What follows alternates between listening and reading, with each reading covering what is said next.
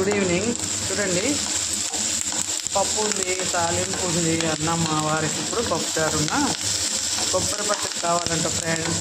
అందుకనే కొద్దిగా మినపప్పు శనగపప్పు అన్నీ వేయించుకొని అందులోనే కొన్ని పచ్చిమిర్చి కొన్ని ఎండుమిర్చి వేసి అవి వేగినాక ఇందులోనే 2 వెల్లుల్లి 2 ఆనియన్ ఎర్రగడ్డలు రొంత కొత్తిమీర 2 కరివేపాకు అన్నీ వేసుకున్నాం.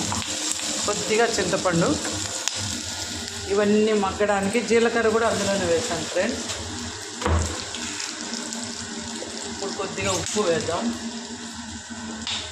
టమోటాలు కూడా వేస్తాం. పసుపు ఉప్పు ఏది చాలా గిన్నె లేదు. కొద్దిగా పసుపు,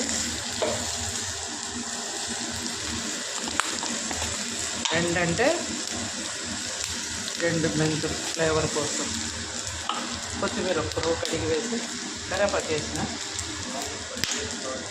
చూస్తాం. చూడండి ఫ్రెండ్స్, అన్నీ బాగా వేసేసిన కొత్తిమీర కూడా ఇందులోనే కొద్దిగా టమాటో కూడా వేసేసి మొత్తం వేయించి చల్లారి పెట్టుకున్నాం.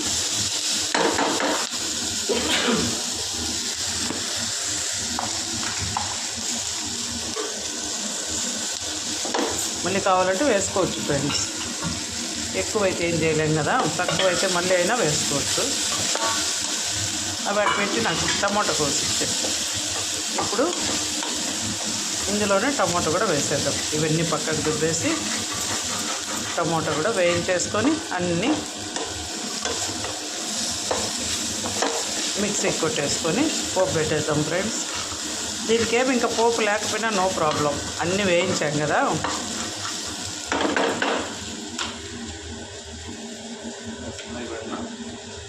పర్వాలేదు, మిక్సీకి వేసేకే కదా.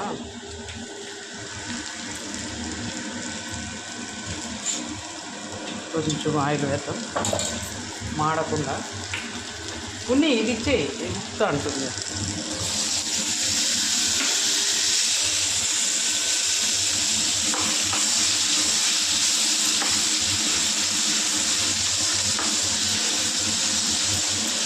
ఒక 5 మినిట్స్ ఇదంతా మెత్తగా ఉడికిని మూత పెట్టేద్దాం. దీని మీద చాలు 2 ఇంకోటి ఏది 2 చింతపండు వేసినాం కాబట్టి 2 చాలు. ఇదే కదా, వద్దు అదేందుకు పోయినట్టుంది. ఏది వేసేద్దామా?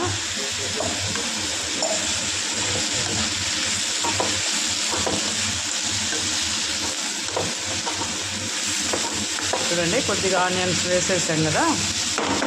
ఫైనల్గా కొన్ని పచ్చివి కూడా వేసుకున్నాం ఫ్రెండ్స్, బాగుంటుంది. కొంచెం ఎక్కువే తరిగాడు ఈయన కాబట్టి ఇంకా కొన్ని వేసాను. ఆనియన్స్ ఎంత ఎక్కువ ఉంటాయి పచ్చడి అంత రుచిగా ఉంటుంది.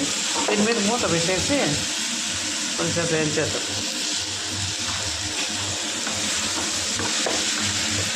చూడండి ఫ్రెండ్స్, టమాటాలు కొద్దిగా బాగా ఉడకాలి కదా. మూత పెట్టి ఒక 5 నిమిషాలు సిమ్లో పెడదాం ఫ్రెండ్స్. చూడండి, అన్నీ చల్లారి పెట్టాం కదా. కచ్చా పచ్చగా ఎర్రగడ్డలు కొబ్బరి అన్నీ కనపడేటట్టు చేయాలి. ఏమ్మా తిని గిని వచ్చినావా?